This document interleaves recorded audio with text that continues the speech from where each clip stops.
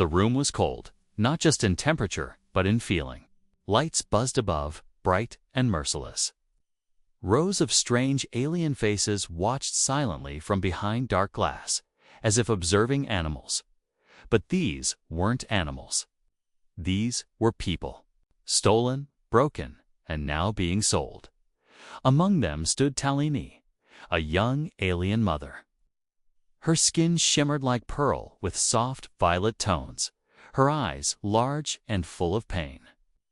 In her arms, she held her baby just a few months old, wrapped in cloth that had long lost its softness.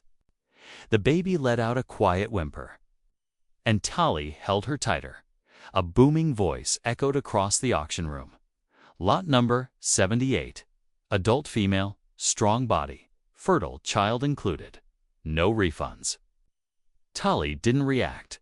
She had stopped crying long ago. The collar around her neck itched, and the chain attached to it rattled every time she moved. She wasn't a person anymore. She was a product. The auctioneer began, opening bid 5 credits. The bids started low. A few clicks here and there. Some faces in the shadows raised digital paddles. No one was really interested in a mother with a child. Buyers wanted fighters. Workers, pleasure slaves. Tali's heart beat faster. Not for herself. She could endure pain, hunger, humiliation. But for her child, she feared what would happen. Some buyers killed infants. Others sold them separately. She had heard stories. Horrible stories. Then, the room paused. A new figure had entered. Human Dot. He was tall, wearing a dark jacket with a simple logo. His face was calm but sharp, eyes focused. He didn't sit. He walked forward, stood in full view of the glass. The other bidders shifted uncomfortably. "Who is that?" someone whispered. The auctioneer hesitated. "Sir, this is a closed I'm." "Buying her?" the man said. Silence. "You haven't placed a bid." The auctioneer protested. The man dropped a card on the table. "Full price, double." Gasps echoed in the room. The auctioneer, though annoyed, accepted the card. A green light flashed. The sale was made. Tali stared, confused. She had seen humans before. Cruel soldiers, careless traders, greedy slavers. This one was different. He didn't look at her with hunger or disgust. Just calm focus. They brought her out. Her feet were tired, her knees weak. She couldn't even meet his eyes. She waited for the slap, the leash, the command. Instead, he bent down. Gently, "Is your baby okay?" he asked. Tali looked up, shocked. She didn't answer. He took off his coat and wrapped it around the baby. "I won't hurt you," he said softly. "You're safe now." She didn't believe him. She couldn't. No one had ever said that to her and meant it. They walked out of the building. The sky was orange with pollution, but it still felt better. Then that room. He guided her to a small transport ship. Inside was warm, quiet, clean. He gave her food, water, a soft place to sit. Tali still didn't speak. Her hands trembled as she fed her child. Finally, he said, "My name is Jonah. I used to be part of the army that raided your planet. I didn't know what we were doing at first. I'm not proud of it." She looked at him, still silent. "I left," he continued, "because I couldn't stand what I saw. I've been helping people escape since then." She whispered, "Why me?" Jonah paused. "Because you didn't stop holding your baby. Even when they chained you. Even when they laughed. That kind of love? It's rare. It deserves protection." Tali's eyes filled with tears. She hadn't cried in weeks. But now, it was like a dam had broken. Jonah handed her a blanket and turned away, giving her privacy. He wasn't like the others. She wasn't sure if she could trust him yet, but for the first time, she wanted to. As the ship flew into space, Tali stared at the stars through the window. Her daughter cooed softly in her arms. Finally calm, she was no longer a number. No longer lot #78. She was Tali, a mother. A person. And maybe, just maybe, she had found a second chance. The stars outside the ship shimmered like frozen fireflies. Tali sat in silence, her baby asleep on her chest, wrapped safely in Jonah's coat. Her eyes were half closed, but her mind wouldn't rest.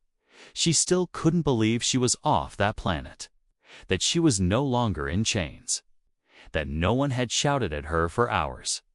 Jonah sat quietly at the controls. The ship hummed gently. Every few minutes he would glance back to check on Herb. He said nothing. He didn't ask questions. He didn't stare. That alone made him different from all the others. Finally, Tali broke the silence. Her voice was soft, like a whisper.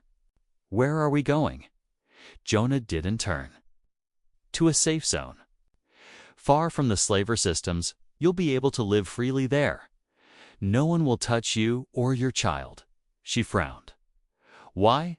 Why? Help me. You don't even know me." He gave a short breath, not quite a laugh. "You're right. I don't.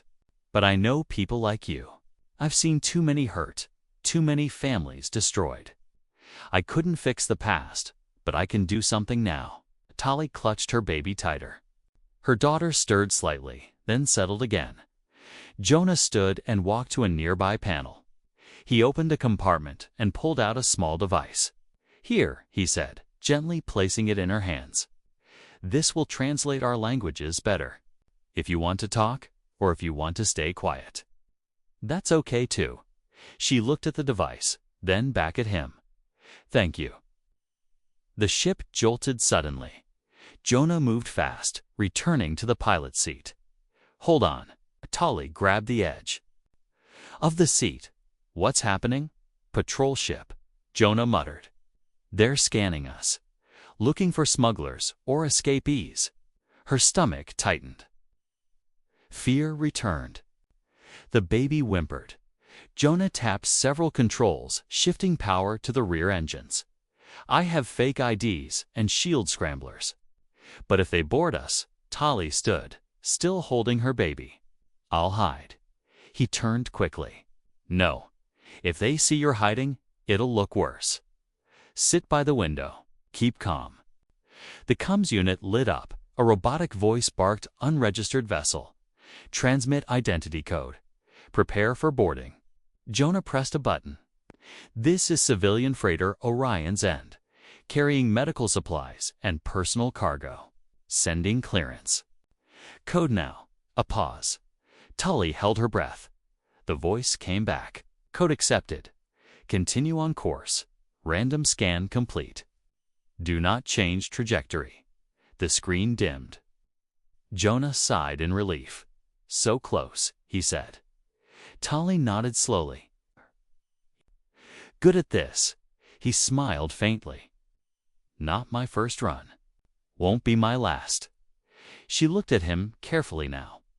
For the first time, she saw the tired lines around his eyes, the small scars on his hands. He had seen things, done things. Like her, he carried ghosts. Jonah turned back to her. "You still? Don't trust me. I get it.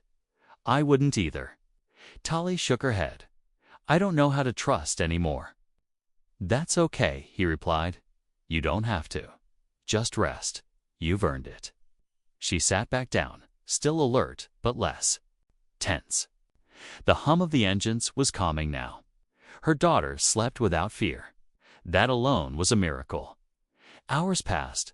Jonah guided the ship through quiet space lanes. He moved carefully, never rushing, always watching. Tali dozed lightly but never fully slept. Eventually, he spoke again. "We'll reach the safe zone in 2 days.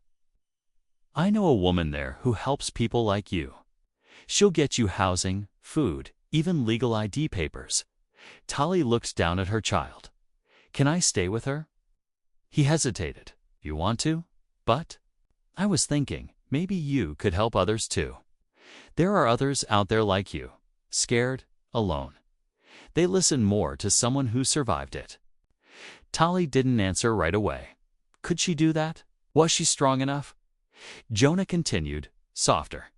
You don't have to decide now. Just think about it. She nodded slowly. In the quiet, the baby stirred again. Tali gently rocked her, humming a lullaby from her homeworld. Jonah listened, silent and respectful. He had bought her.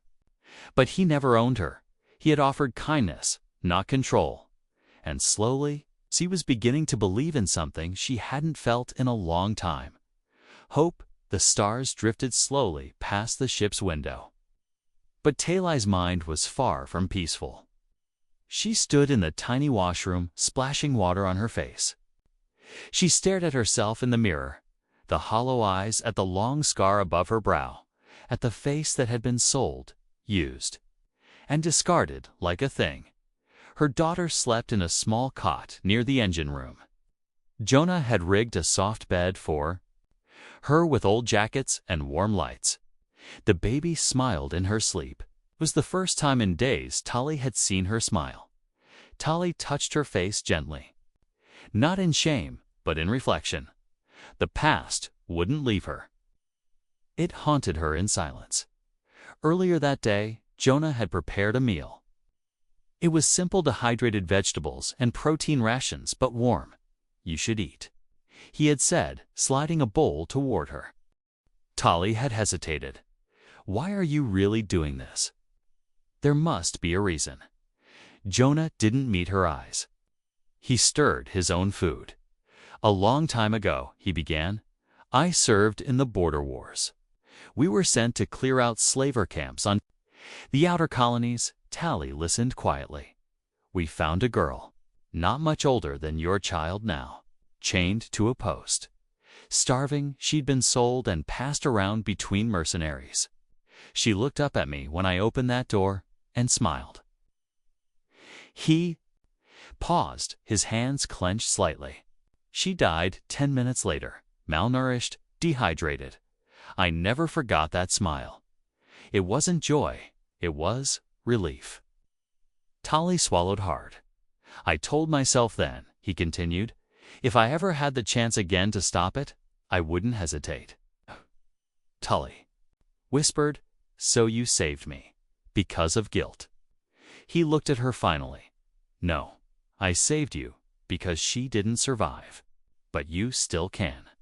Silence settled between them again, but it was different, now less sharp, more honest.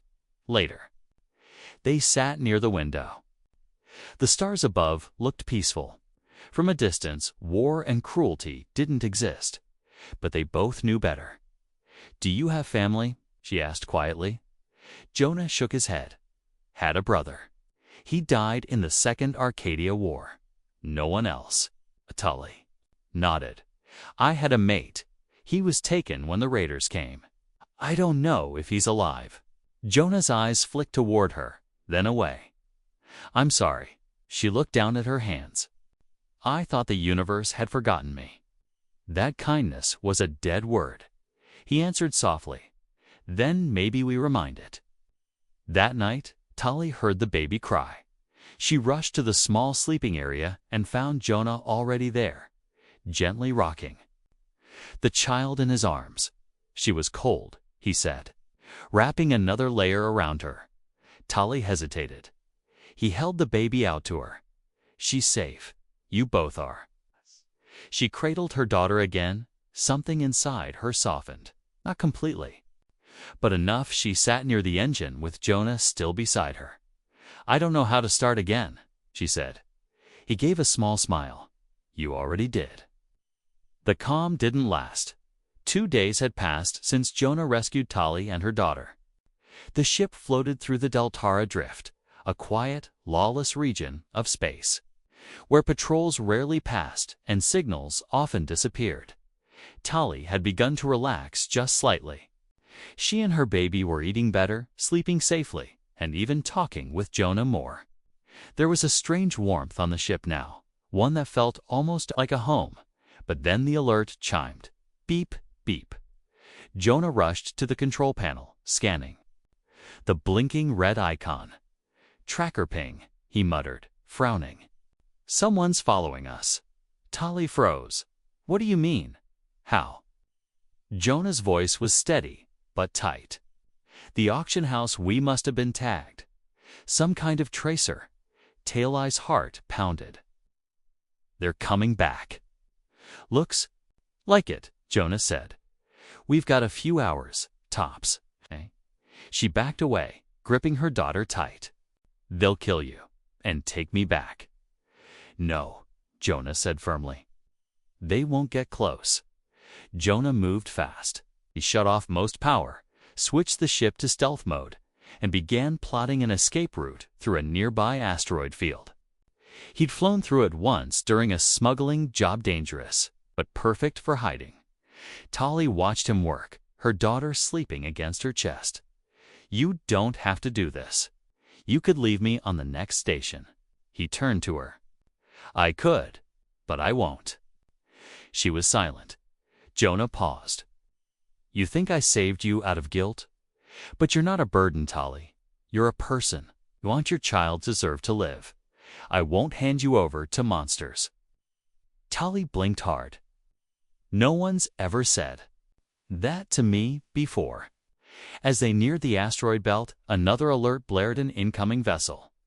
Too close, Jonah hissed. They're faster than I thought. On the radar screen, a sleek black ship appeared. It had no markings, but Jonah knew the type of hunter.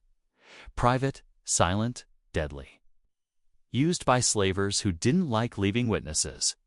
Tali gasped as the ship fired a warning shot, missing by inches.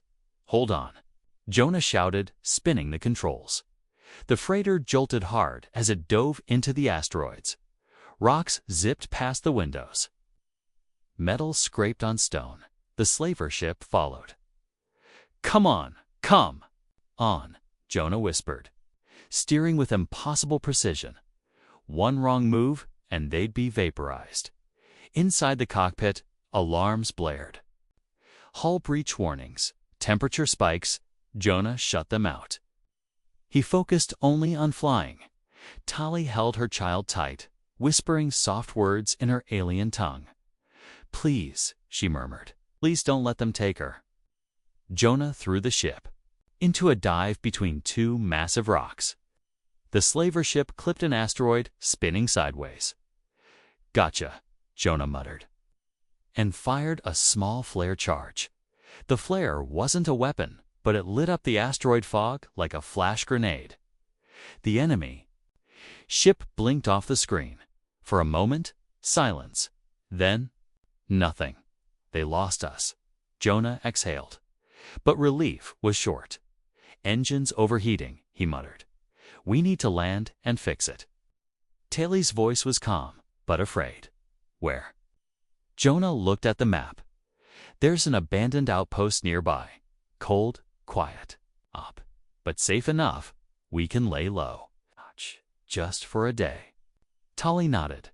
She didn't know what tomorrow held, but as the ship descended onto the silent moon, she reached out hand, held Jonah's hand. I'm scared, she said softly. He squeezed back. So am I, but you're not alone anymore. The moon was quiet, too quiet. The freighter's ramp lowered with a mechanical hiss. And Jonah stepped out first, weapon drawn. Tali followed close behind, holding her baby, eyes wide as they scanned the ruined outpost ahead. The buildings were old, cracked from decades of storms and cold, swallowed by sand and time. This place looks dead. Tali whispered. That's why we're here, Jonah replied, his voice low. No one comes to dead places. They moved quickly into one of the larger structures, what used to be a supply hub. The walls groaned as wind pushed through the gaps. Jonah locked the entrance and scanned the structure with a small hand device. No life signs, he said, almost to himself. But we stay alert. Pirates sometimes use these places too. Inside, the space was dry and dusty. but it held warmth from the ship's emergency heater. And Jonah set up a small corner with blankets and food rations for Tali and her baby. Tali looked around. Is this really safe? Jonah nodded. Just for one night. After that, we move again. Tali settled down slowly, cradling her child, who let out a soft coo. Jonah watched her for a moment, how carefully she moved, how protective she was, even with nothing left. He still didn't know everything she had gone through, but he could see the weight she carried. You don't have to keep thanking me, Jonah said softly. I didn't do this to be a hero. I know, she replied, but I think you are one. Night fell. Jonah sat near the entrance, keeping guard. But even as he watched the scanners, a strange signal flickered on his tableta ghost frequency, bouncing across the COM channels. He narrowed his eyes. That's not background noise. I tapped into it, adjusting the wavelength until a distorted voice came through. Jonah Virel. If you're hearing this, I know what you've done. His blood ran cold. The voice was familiar. Not from the slavers. No, this was someone worse. Captain Viarin, a former comrade from the war. A bounty hunter now. A man with no morals, who'd sell his own crew if the price was right. They're offering a lot for that alien girl, the voice continued. Too much to ignore. You know me, Jonah. I never say no to credits. I'm coming. Jonah slammed the tablet shut. Tali turned toward him. What is it? Trouble, he said. The worst kind. He didn't sleep. All night he worked on the freighter, boosting the shields, checking the engines, making sure it could run even half broken. Tali offered to help, but he shook his head. You just rest. You and the baby. She watched him silently from the shadows. No, there was something different about Jonah now. He wasn't just a man with a mission. He looked haunted, like someone who had run from the past and just realized it had finally caught up. The next morning, the warning siren went off. Ship inbound, Jonah growled, checking the scanner. Fast, small. Not the slavers. This is something else. Tali moved quickly to grab her daughter. Is it the man from the message? Jonah nodded grimly. Yeah, Captain Viarin. He won't ask twice. Tali looked up at him. What will you do? Jonah took a long breath, then grabbed his weapon belt and set the freighter doors to manual override. I'll buy us time. No, she said suddenly. You'll die, maybe, Jonah admitted, but I won't let him take you. Outside, dust storm winds picked up as the black fighter ship landed in the sand. Viarin stepped out in polished armor, smiling like a predator. His eyes scanned the ruins until he spotted Jonah walking out to meet him. You always were the soft one, Viarin said, laughing. Hiding aliens now. What happened to the old killer? He died, Jonah replied. Vron's grin faded. Too bad. That man was valuable. Jonah raised his gun. This one protects families. A shame, Viarin said. I was gonna offer you a cut. He drew his weapon, and the standoff began. Inside the outpost, Tali looked at her daughter, then at the ship's controls. She could hear the distant shouting outside. She could feel the danger, but she made a choice. No more running, she whispered. If he dies, we all do. She strapped her daughter in a safety pod, and picked up the emergency signal flare. It wasn't much, but it might be enough. She stepped outside into the wind. The wind howled across the broken moon base. You're a hard man to find. Didn't try to be found, Jonah replied coolly. The soldier looked at Tali, then at the baby. His visor scanned them. Alien civilians. They're with me. The soldier hesitated. We need to run diagnostics and health screenings, species analysis. Standard protocol. No needles near the baby. Jonah said sharply. "We'll be careful," the man replied. "But we need to make sure they aren't carrying something dangerous." Tali flinched. Jonah stepped between them. "They're not dangerous. They're survivors." The soldier raised a hand. "We're just following orders." Jonah's jaw tightened. That phrase again, "just orders." That's what the slaver said too. Inside the ship, the world was clean and sterile. White walls, soft lights, medical scanners. Uniformed personnel. Tali sat on the edge of a med bed, holding Mira close. A nurse gently approached with a scanning device. Tali looked to Jonah. He nodded. "It's okay." She allowed the scan. The machine beeped, green lights flashing. Stable. Malnourished, but no pathogens. "The child is healthy." Tali exhaled. In relief. But her eyes were still filled with fear. Later, Jonah was pulled into a private room. A high-ranking officer sat across from him. She was clean-cut, cold-eyed. Spoke like she was reading a report. "You formed an attachment," she said. Jonah nodded. "Yes, she's not human. She's not a threat. And the child, she's just a baby." The officer folded her hands. "Be careful, soldier. We're not in the business of raising alien children." Jonah leaned forward. "Then maybe you're in the wrong business." That night, Jonah found Tali standing by the observation window, staring into the stars. "Is this what your world looks like?" she asked. "Parts of it. It's beautiful, but cold." Jonah nodded. "That's the part they don't show in the recruitment videos." Tali turned to him. "Will they let us live in peace?" "I don't know," Jonah admitted. "I'll fight to make sure they do." She smiled softly. "You've done enough." "No," he said. "Not yet." The next morning, the ship reached Earth orbit. Tali and Myra were to be transferred to a refugee facility, examined, processed, watched. Jonah was being sent to military command for debriefing. They stood at the docking bay, surrounded by guards and lights and the cold metal floor that smelled like sterilizer. "I don't want to be separated," Tali whispered. Jonah reached for her hand. "We won't be, I promise." "You can't promise that." "Yes, I can. Because if they try," he glanced at the guards, "I'll take you and Mira and disappear again." She stared at him. Her eyes softened.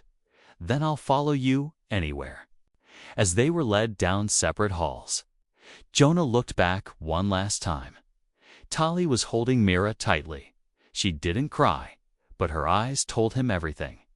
"Don't leave me." And in that moment, Jonah made a decision. Not based on orders, not based on duty, not based on fear, but on love. Jonah stood in front of the tall glass window inside the Earth Command Center. The city below sparkled like a sea of stars. But he wasn't admiring the view. He was thinking about Tali, about Mira, and about how easily the system could take them away. In another wing of the facility, Tali sat inside a white room with no windows. Mira slept on her chest, unaware of the tension in her mother's body. 2 officers had already visited. They asked questions. Cold ones. "Where are you from? What species are you? Can the child speak?" Each word felt like a knife. They weren't asking because they cared. They were classifying her like a file, like property. Meanwhile, Jonah paced the command hall. A young officer approached him. "Sir, command wants you in briefing room 4. He followed, but his mind wasn't in the room. When he entered, a general sat at the table with a calm but firm look. "We've gone through your reports, Jonah. What you did out there. Rescuing those captives, saving a non-human female and child. She's not just non-human, sir," Jonah interrupted. "Her name is Tali, and her daughter is Mira." The general sighed. "Jonah, you've always had a good heart, but feelings can cloud judgment. These beings are not part of the system, and maybe the system is broken." The room went quiet. "You want to keep them?" the general asked. I don't want to keep anyone.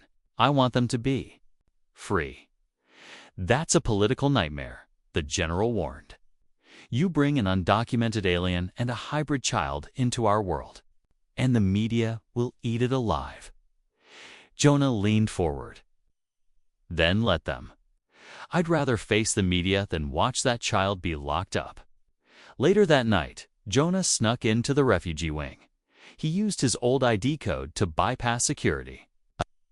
Every step felt risky. Cameras, alarms, soldiers, but none of it mattered. He reached Tally's room. She looked up, shocked, then ran to him. They're going to separate us, she whispered. They said Myra would be tested in a lab. Jonah's face went hard. Not if I get you out. They moved quickly. Jonah had a plan. There was a supply shuttle leaving in 2 hours marked low security. It wasn't meant for passengers, but he could hide them in the cargo hold. Tully didn't ask questions. She trusted him. Are you sure? She asked one last time. I don't care what happens to me, Jonah said. I care what happens to you. They made it to the shuttle bay. But just before they reached the loading area, a voice shouted behind them. Stop. 2 guards appeared. One raised a weapon. Jonah stepped in front of Tali and Mira. Arms up, we're not hurting anyone. You're breaking protocol, one guard said. I'm protecting them. Then we'll protect you from yourself. The guards stepped closer. Tali held Myra tighter. Jonah looked the guard in the eye. You really want to be the guy who shoots a mother and her baby? The younger guard hesitated. The older one didn't. He reached for his Cums. But before he could speak, a loud voice echoed through the bay. Let them go. The general he had been watching. Jonah froze. The general stepped forward slowly. I read the rest of your report, he said. The part about how the girl smiled at you, even after her world burned. He looked at Tali, then Mira. I'm not going to be the one who takes hope away from a child. Jonah blinked. You're letting them go? No, the general said. You're all going together. Jonah's breath caught. The general handed him a small card. This will get you into the frontier colonies. They'll look the other way there. Build a life, Jonah. Raise that child and never come back. Jonah nodded slowly. Thank you. The general looked away. Don't thank me. I'm just fixing a mistake. An hour later, the shuttle took off quietly, hidden among cargo containers and ignored by scanners. Inside, Jonah held Mira in his arms. Tali leaned her head on his shoulder. Stars passed by in silence, for the first time in a long time. The stars outside the ship blinked like distant memories. Jonah sat by the viewport, holding Myra in his arms as she slept. Her small, warm breath against his chest reminded him of something he'd forgotten in war. Peace. Tali sat beside him. Silent, thoughtful. They were far from Earth now, far from cruelty, far from cages. But were they safe? Not yet. The shuttle landed on a green world at the edge of the Terran colonies, a place no one cared about. No official laws, no patrols. It's just settlers, farmers, and exiles trying to start over. The colony was called New Ember. The people didn't ask questions. They just nodded and offered tools. That's what life was like here. You survive by helping others, and by being left alone. Jonah liked it. They built a home, small, wooden, with a metal roof. Tali grew plants in the soil, and Mira laughed when the wind blew her hair into the air. Jonah took work fixing machines and protecting trade. Caravans. Life was simple. Life was quiet, and life was real. But quiet doesn't last forever. One evening, a message came through an old communicator Jonah had hidden in the floor. A scrambled voice. Jonah, this is Kara from Command. They know you left. There's a bounty. Someone is coming. Get out. Jonah's hand clenched around the device. He looked at Mira. Playing with stones by the garden. No, he wasn't running. Any more he spent that night preparing. He set up alarms around the farm. Checked the old rifle. Charged the shield unit. Tali noticed. They're coming, aren't they? Yes, then I'll fight too. Jonah looked at her, so strong, so calm. No, if anything happens, take Myra and run to the forest. Follow the river. There's a trader outpost 2 days from here. Tali nodded once, but her eyes burned with quiet fury. We won't run forever. The next morning, a ship came. Sleek, black. Government .2 agents stepped out. You're Jonah Cross. One asked coldly. I was. You're harboring undocumented alien species and disobeying federal orders. Jonah stood tall. I didn't harbor anyone. I saved a family. You're under arrest. Jonah looked past them, saw Mira watching from behind the window. No, he said. Not this time. The agents reached for their weapons. Jonah activated the shield. Tali grabbed Myra and ran toward the back forest. Laser fire lit the yard. Jonah rolled behind a stack of crates, returned fire. His old training kicked in, fast, sharp, calm. One agent fell. The other called for backup. Jonah knew more would come. He just needed time. The agents reached for their weapons. Jonah activated the shield. Tali grabbed Mira and ran toward the back forest. Laser fire lit the yard. Jonah rolled behind a stack of crates, returned fire. His old training kicked in, fast, sharp, calm. One agent fell. The other called for backup. Jonah knew more would come. He just needed time. Time for Tali and Mira to get away. But before the next wave arrived, something unexpected happened. The townspeople came. Dozens of them, farmers, traders, mechanics, all armed. One old man with a cyber eye stepped in front of Jonah. This man protected our farms, saved our kids from raiders. If you want him, you go through us. The agent froze. This is illegal, he shouted. No, said another woman. This is justice. In the end, the ship left. No arrests, no fights, just quiet resistance. Later that evening, Jonah returned to the house. Tali and Myra were already back, waiting. He opened the door. Arms scraped, clothes torn. Myra ran into his arms. Tali kissed his forehead. You came back, she whispered. I always will. Weeks passed. No more messages, no more agents, just life. Jonah built a swing from a tree branch. Tali painted strange alien symbols on the walls, symbols of protection. Of family, Myra grew stronger. Her eyes sparkled.